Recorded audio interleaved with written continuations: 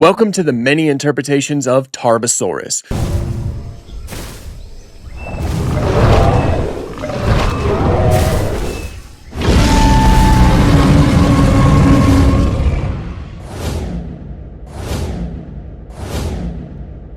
Tarbosaurus was a tyrannosaurid that lived in the late Cretaceous of what is now Mongolia. They lived about 70 million years ago. For my memory, this is the second tyrannosaurid that we will be looking at in this series, the first being Tyrannosaurus. That's kind of fitting because Tarbosaurus and Tyrannosaurus have their histories kind of meshed together quite significantly. So that's something we'll talk about a little bit more as the video progresses, so make sure to stay tuned for that. But I am excited for this one. A lot of these designs that I was checking out are pretty cool. Some of them are pretty cool. Some of them are pretty great. And some of them are just some of them are just here. But I'll stop holding you. We'll go ahead and get right into it. Now, we'll start off with chased by dinosaurs. So, of course, this episode is primarily focused on Therizinosaurus, kind of building up the mystery on whether or not this is a carnivore or an herbivore. But along the ride, we get to see a Tarbosaurus that looks quite similar to this. Actually, it looks just like this. This is the Tarbosaurus. Now, all around, I think it's pretty good. I think it captures the idea of the animal pretty well. It has that whole basic theropod shape, or that whole tyrannosaurid shape, rather, especially with that skull. It does seem to be a tad bit shrink-wrapped, but all in all, I think it's pretty good. The colors are pretty plain. They're just regular gray colors, and yeah, no, I mean, I really don't have too much else to add. Here you can kind of see the whole similarities with it and T-Rex, but you can also see quite a few of the differences, such as the fact that Tarbosaurus was smaller than T-Rex, and Tarbosaurus has a generally smaller skull than Tyrannosaurus had. But all around, I do think that this is pretty good. I think it does what it needs to do in the episode, but unfortunately, it is a dinosaur that is victim to broken wrist syndrome. Yeah, no, every once in a while I need to bring that up. Theropod dinosaurs could not do that. They could not pronate their wrists. If they tried to do that, you'd hear a lot of cracking sounds because, you know, they'd be breaking them, which is quite unfortunate for them. Next up, we have the truth about killer dinosaurs. So this model overall is very similar to T-Rex because this one we actually have a comparison to their T-Rex model. And yeah, these guys are overall pretty similar. That is also true for the Tarbosaurus skeleton. It shares a striking resemblance to Tyrannosaurus. These two skeletons are so similar that for a time, many scientists were in favor for Tarbosaurus simply just being an Asian species of Tyrannosaurus, which would then change the name from Tarbosaurus bataar to Tyrannosaurus bataar. But later analysis of said skeletons found that there are enough differences to justify these two being separate and not being under the same genus. So as it currently stands, Tarbosaurus is its own thing. But yeah, that's why I say that their histories are kind of meshed together. They are very similar, though. But like I said, there are skeletal differences. As I mentioned in the previous one, the skull of Tarbosaurus is smaller than T-Rex, and Tarbosaurus had an overall weaker bite force per our estimations, and Tarbosaurus was overall smaller than Tyrannosaurus. Those are the main differences between these two Tyrannosaurs, but generally speaking, they were pretty similar. Now, this model, it looks very similar. I don't know if there were too many... I don't know if there was too much variation placed on the model. I don't know if they changed it up too much. The colors are different from them, and maybe the skull is a little bit smaller, but all around, I think this is pretty much like the Tyrannosaurus model, just tweaked a little bit for the Tarbosaurus appearance, which again is fine. I don't remember Tarbosaurus having a huge presence in this documentary. I mostly remember the Velociraptor and the T-Rex, and Triceratops and Protoceratops, of course. I don't remember the Tarbosaurus too much, but yeah, so that is the truth about killer dinosaurs, Tarbosaurus. Next up, we have dinosaurs alive. I remember seeing this image everywhere, and I have no idea why. I don't know why this is like one of those images that just pops up all the place. Specifically this image. I've seen this one a lot. Anyway, it looks pretty good too. It has the whole Tyrannosaurus shape, and its skull does seem to be a little bit thinner. That's one thing I could bring up. T-Rex, its skull is a lot wider towards the back of the animal's head, whereas Tarbosaurus, it's a lot more thin. And that seems to be shown off here. It kind of seems like its eyes are not as forward-facing either. That is another difference between Tarbosaurus and T-Rex. T-Rex has forward-facing eyes, like completely forward-facing, something that allows binocular vision. Tarbosaurus, they were forward-facing, but not as much as Tyrannosaurus, which indicates their eyesight wasn't as good as T-Rex's. But the quality of this animation looks pretty good all around, and I really do like the texturing on this model. It does seem to have like kind of large scales random throughout the body, which is similar to abelisaurids or ceratopsians. The colors are pretty much a standard gray coloration with some counter shading with what kind of looks like tan colors. But yeah, all around, I do like this one. I think this one is pretty cool. Then we have Tarbosaurus, the mightiest ever. Well, from what I can tell, this is a documentary, so the inaccuracies are certainly something. The skull, the whole model does look like a Tyrannosaurid model, but those teeth are really what throw me off. These do remind me of V-Rex teeth, from King Kong, just their kind of overall jagged nature that just look a lot more crocodilian than anything. If you take a look at this skull right here, that would be what you would typically see for Tarbosaurus teeth or just Tyrannosaur teeth in general. The quality of the animation seems pretty all right, and the texturing looks good, but really there's just not too much else for me to say about this one. And then we have Speckles the Tarbosaurus, or Dino King. I think this has multiple names. I watched it on YouTube and it was called Dino King, but then I found out there's Speckles the Tarbosaurus as a name. I don't know. Anyway, this is what Speckles looks like. He is the main protagonist of the movie. He is a Tarbosaurus, and his family, they are Tarbosauruses as well. So I'll mainly look at Speckles right here. He's got this really kind of cool green coloration. He does seem quite set apart from One Eye, who is a T-Rex. So again, we do have a comparison between the Tarbosaurus in this film and the T-Rex in this film. And it does seem like One Eye has an overall larger skull, and of course One Eye is larger in general, so the distinction is there. He also has osteoderms on the back, which is something we haven't ever found for Tarbosaurus. He just has overall thicker skin, very crocodilian-like skin. It's very likely that Tarbosaurus would have had relatively smooth skin, similar to Tyrannosaurus, that one that we've been mentioning a lot in this Tarbosaurus video. Like, the skin would have been almost leather-like when you looked at it from a distance, and that is, of course, quite the opposite from how it's portrayed right here. But the whole quality of the model isn't too bad, and the babies look pretty cool too.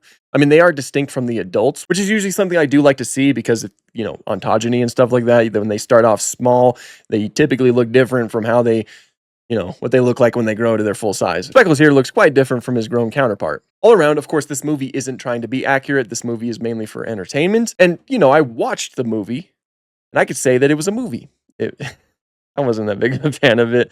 I think I had to have grown up with it to have like a liking for it, if I'm being honest. But yeah, that is Speckles. Then there's also Dino King 3D, Journey to the Fire Mountain, or just Journey to Fire Mountain. From what I can tell, this is a sequel to Dino King. But, yeah. So the overall models are pretty consistent, but everything looks better. I mean, not in the design of the model, but like the lighting and just the quality of the CGI, I feel like just looks a lot better.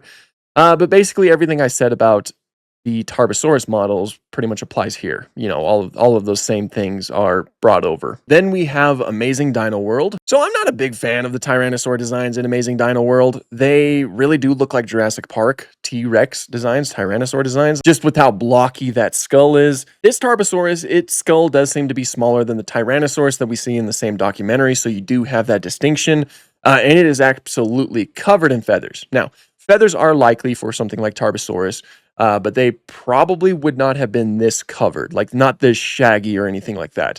Rather, hair-like feathers are more likely for something as large as Tarbosaurus. But given the fact that it belongs to the Coelurosaurida clade, which is a clade of theropods that typically have feathers, and a lot of its close relatives had feathers as well, it's pretty likely that something like Tarbosaurus did sport them as well. Again, just not to this extent. But yeah, I'm not too big of a fan of this one, but quality of the CGI seems pretty good. Then we have Prehistoric Planet. Now, these ones are probably my favorite because everything just looks really good. I like the colors. I like the quality of the CGI, which goes without saying for Prehistoric Planet, and it does look quite distinct from the Tyrannosaurus in the same documentary, especially in that skull, with that skull being a lot smaller than the skull of Tyrannosaurus Rex. But it just looks gorgeous. Look at this. Look at those spots that it has, and if you look very closely, you'll see the feathers that are likely for this type of theropod, which are the small hair-like feathers.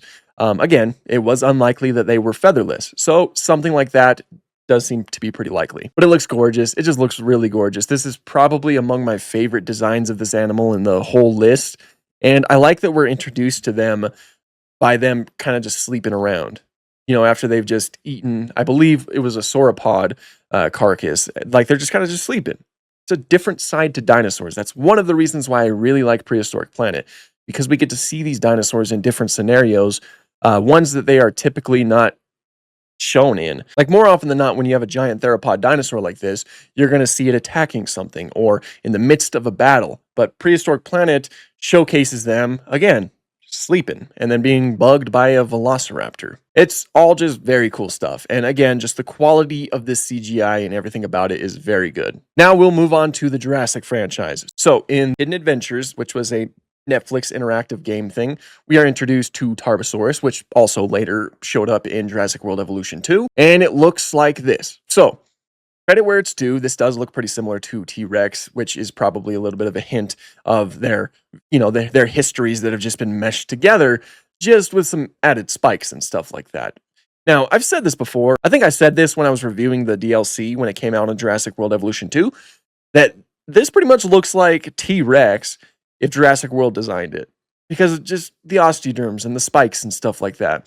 Not too big of a fan of those things.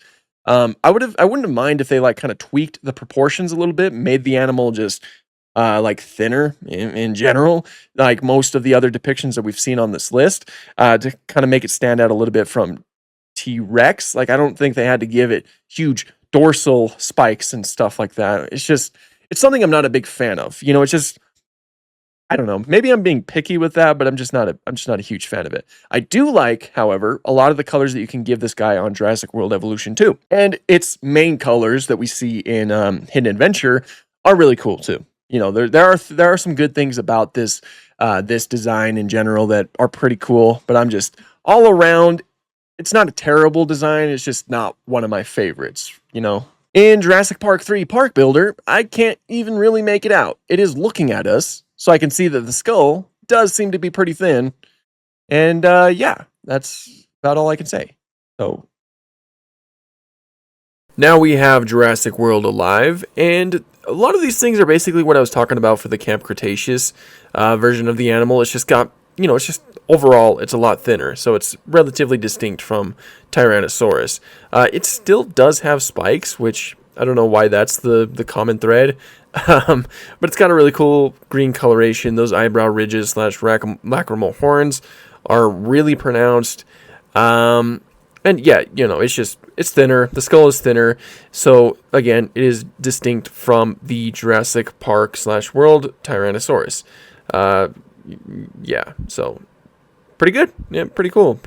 All things around. And then in Jurassic World, the game, it seems to have, the spikes that go down the back, and a green coloration, and the proportions and the whole size of it does seem to be different from T-Rex, which is always really cool. And yeah, it's, again, not terrible. Then Fossil Fighters. Holy Spinosaurus Rex, Batman. What is with the sail? That is something. That's pretty fun. That's pretty interesting. It's a mixture of purple and blue. The colors are pretty cool. This is one of the most unique designs that we'll see on here, but of course, it is a very stylized game, very stylized DS game. So things like that, of course, are to be expected, I suppose, but I definitely wasn't expecting something like that. So just very interesting. Now here's the Tarbosaurus from prior extinction, and yeah, it looks, as per usual, it looks really good. Oral tissue is not really something that I've mentioned too much yet. Of course, oral tissue, that being lips, is a topic of debate when it comes to non-avian dinosaurs, specifically mostly theropod dinosaurs. And that's the question of, did their teeth get covered up by lips? Personally, I'm one who's in favor for lips, but of course, again, it's not something that's necessarily confirmed. But when I do see it, I do think it looks really cool. And this does look really cool. You do get some variation in the overall design, get some really cool looking ones right here. And the young one looks really good too. We do have young Tarbosaurus skeletons, and yeah, you can really see what kind of ontogeny was in effect when it comes to Tarbosaurus growth. So yeah, as usual, prior extinction does usually knock it out of the park. It does seem to have, thinner proportions, thinner skull and stuff like that, compared to the other large Tyrannosaurid, the North American one. So I do think it's really good. And now we have Pathotines Tarbosaurus. Now, I know what you're thinking, or at least what some of you are thinking. Isn't that the Tyrannosaurus? Why, yes. Yes, it is. But if you go down here to where it says Rex, which is the different species, you can change to, boom, Batar. The only identified species of Tarbosaurus is Tarbosaurus batar. And that whole thing I talked about with the whole it being a different species of Tyrannosaurus. So I'm calling this Tarbosaurus. Anyway, you can see some differences between these two. Mainly, look how thin the skull is in general. It's not nearly as wide, which means it likely didn't have as powerful of a bite. And overall, it is a little bit more thin. It does seem to be the same overall like height and length as T-Rex, which of course it's just a variation of the same model. So that does make sense. It does also have like what seems to be a thinner snout in general. And it also has like more of a pronounced lacrimal horn. So there is some distinction between, okay, what did I just say? Distinction? There is some distinction between this and the base Tyrannosaurus. I'm not too huge of a fan of the Path of Titans official Tyrannosaurus, but credit where it's due. This is still a very well-made model. Everything does look really good. The texturing looks fantastic, and the animations are really good. They're really fluid. They just move very, very well, I guess. And there is something about the whole build of this, what I'm going to call the Tarbosaurus variant, that I think just looks very nice. And, you know, seeing it walk through the trees like this, or get the frog, get that frog, get the frog, get it, get it.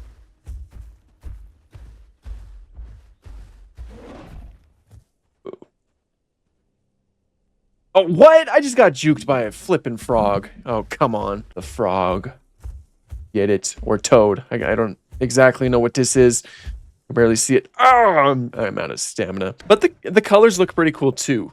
I gave it kind of like what are almost bluish stripes, which is something that I think looks really nice. It has some nice counter shading going on. I'm not going to end this section until I get that frog. He insulted my family. Come on. Stamina, don't fail me. Stamina. Get the Didelphodon. Oh, dang it. Either the frog or the two Didelphodons. There's two of them running over there. I'll get one of them. I should probably get the frog. I was already invested in that. We got the frog. But anyway, I do like this. Like, I mean, there are some good things about it. Even though the overall model isn't exactly my favorite, it's just something about the whole skeletal structure that just kind of seems off to me. I don't even know how to properly articulate it, but it still does look cool. And look how cool like those dark patches around the eyes look. Very awesome. So yeah, a lot of really good things about this one. And I got the frog or the toad. Not too sure. Okay, here we have it in Prehistoric Kingdom. And yeah, generally speaking, it does look really good. It does look extremely, extremely similar to Tyrannosaurus Rex. I'll pull out a comparison. As you can see right here. Now, of course, it is smaller than T-Rex, which is true. The skull is smaller. I mean, you know, it's not. Here, this is a pretty good visualization right here. You'll notice the back of Tarbosaurus' skull is significantly thinner than that of Tyrannosaurus Rex. And again, that is something that equates to a weaker bite force overall. But I do believe that Tarbosaurus was able to lock its jaw, like in a strange sort of way, I suppose. It does seem like the snout is a little bit thinner as well. And again, it's just smaller. And they also gave it this little bit of like a, what is it called? A dewlap or something like that? A dilap? Something like that. Which, again, sets it apart from Tyrannosaurus quite well. So all around, I think it's pretty good. You know, it's probably one of my favorites on this. It has some really cool colors. And let's see what Nigel has to say. The apex predator of the Nemex Formation, Tarbosaurus batar. Fossils of this massive predator dominate dig sites in the Nebet, and no one is really sure why. It doesn't make sense that there'd be more Tarbosaurus prowling around than herbivores to feast on. Regardless, the wealth of fossil material we found of this dinosaur have made it possible to add it to our park. Some little bit of Prehistoric Kingdom lore there.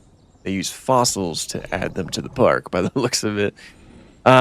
I do think it looks really good. I think it does capture everything about Tarbosaurus quite well. And this is a good place to kind of showcase how similar these two large theropods would have been when they were alive. It's very fascinating stuff. And there we have it. Those are some of the depictions of Tarbosaurus. It was a smaller list than I expected, but of course, a relative of T-Rex is likely going to be outshined by T-Rex more often than not when it comes to media, especially one like Tarbosaurus that was even named a T-Rex at one point in its history. So this guy has always been tied to T-Rex. I mean, most Tyrannosaurs are. Typically, when you read like any Tyrannosaur paper, you'll often see comparisons to T-Rex. And that is for pretty good reason. I mean, scientifically anyway, we know a lot about Tyrannosaurus rex because it is one of the most studied dinosaurs, and we have found a lot of different skeletal specimens of Tyrannosaurus rex. So it's a good starting point when you're looking at some of its close relatives. And when you have one like Tarbosaurus, which is skeletally extremely similar to the point where it was even considered to even be Tyrannosaurus, then it makes sense that these guys will be meshed together. But again, there are those differences between those animals. But regardless, Tarbosaurus is a very fascinating dinosaur and, one that would be cool to see in more media. I feel like it's shown up quite a bit recently. Like we've had some pretty recent projects like with Chaos Theory and I mean, I think it's been in Prehistoric Kingdom for a while, so I wouldn't really say that's recent, but we'll just count it. Prehistoric Kingdom and Prehistoric Planet as well. It's been showing up quite a bit, and so we might see it a little bit more in the future, which would be really cool. I would love to see some different takes on this animal. But again, I think that my favorite one that we looked at was from Prehistoric Planet.